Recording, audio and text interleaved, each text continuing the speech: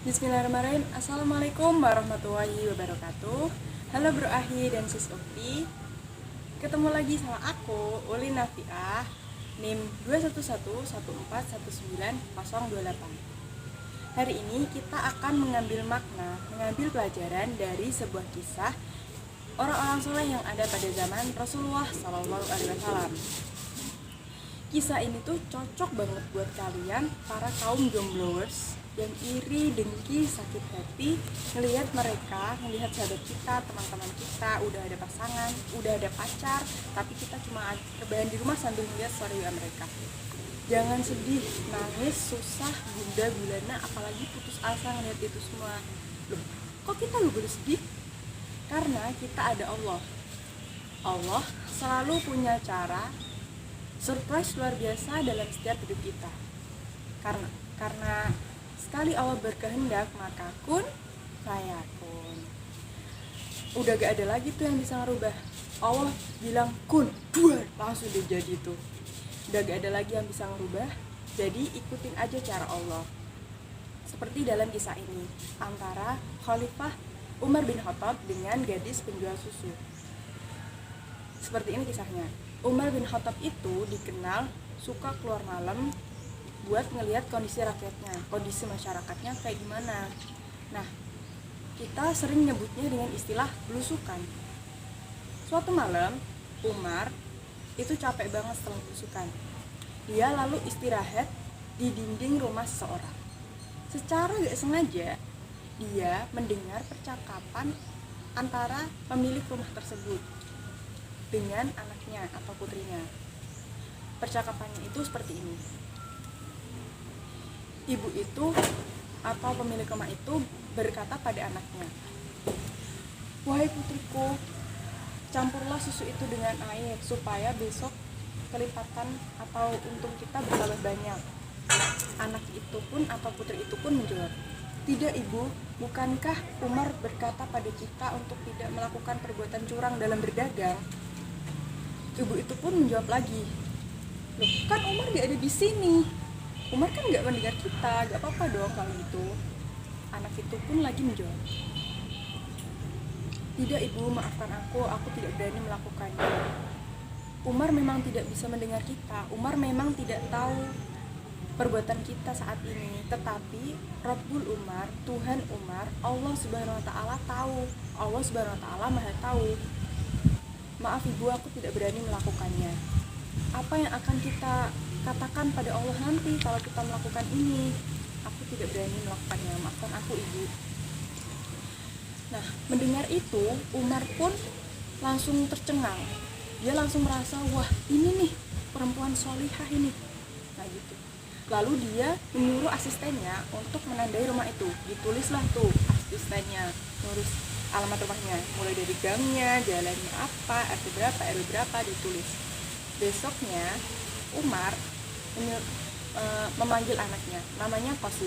Qasim, sini nak, ikut ayah yuk. Nah, padahal tuh Qasim tuh gak dikasih tahu apa-apa, mau kemana, ketemu siapa gak sih dikasih tahu, tapi Qasim tetap aja tuh menurut sama ayahnya. Nah, sampailah mereka berdua di rumah tersebut. Tok tok tok, assalamualaikum. Waalaikumsalam. Yang buka ibunya. Ibunya langsung merasa terkejut guys. Ibunya langsung merasa mengingat dosanya yang semalam. Nah, terus Umar tuh langsung meminta izin masuk. Izin masuk, mereka langsung masuk. Kemudian, "Ada yang bisa saya bantu, Amirul Mukminin? Ya Umar, adakah yang bisa saya lakukan untuk Anda?"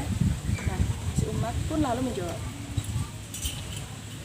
"Ibu, secara gak sengaja tadi malam saya mendengar percakapan ibu tentang susu itu."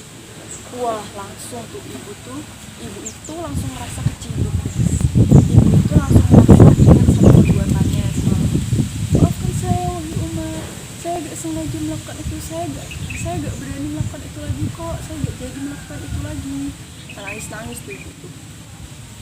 Lalu Umar pun menjawab, "Saya juga gak mau baik itu kok bu, saya kesini mau melamar anak ibu karena anak ibu itu sholihah luar biasa." Nah, lalu selanjutnya si gadis perempuan tadi dipanggil sama ibunya, sini nak, ada yang pengen ketemu sama kamu, ada yang mau ngelamar kamu.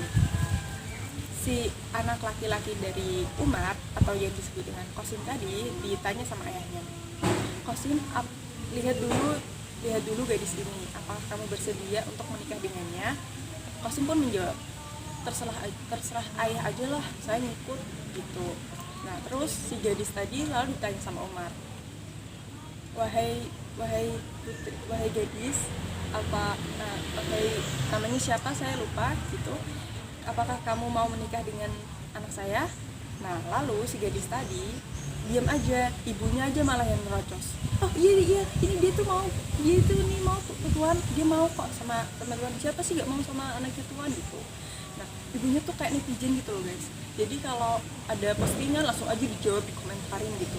Nah si Umar lalu jawab, enggak ibu, saya tanya sama anaknya ibu. Nah itu teman-teman, terus si gadis itu tuh diam aja, gak mau berkata-kata apapun. Nah ibunya gadis itu tadi lalu berkata, dia berarti dia setuju kok sama anaknya Umar itu. Lalu mereka pun akhirnya menikah. Nah dari pernikahannya itu akan melahirkan anak-anak, cucu-cucu yang hebat luar biasa. Salah satunya yaitu khalifah terhebat sepanjang masa, yaitu Umar bin Abdul Aziz. Selama 2 tahun setengah dia memerintah, udah gak ada lagi tuh yang mau menerima zakat di negaranya, karena saking kayanya negara itu udah gak ada lagi yang mau menerima zakat. Nah itu teman-teman, ini tuh pelajaran yang dapat kita ambil dari kisah ini, yaitu kita dalam mencari jodoh itu pantaskan dulu diri kita. Kalau kita pengen imam yang soleh, makmum yang solihah, kita juga harus mampu mendekati kebaikan itu, mendekati mereka. Gak mungkin kan kalau kita jadi imam lalu kita jadi imam lalu makmum kita itu gak tahu apa-apa. Kita bisa baca Al-Quran 30 juz tapi makmum kita gak tahu apa-apa, itu kan jadi gak bisa jalan keduanya. Nah itu, jadi dalam mencari jodoh itu kita harus memantaskan diri kita dahulu, baru kita akan diberikan oleh Allah Subhanahu wa Ta'ala. Ikutin aja cara Allah. Begitu Bro Ahli dan Siti, kurang lebihnya mohon maaf. Assalamualaikum warahmatullahi wabarakatuh.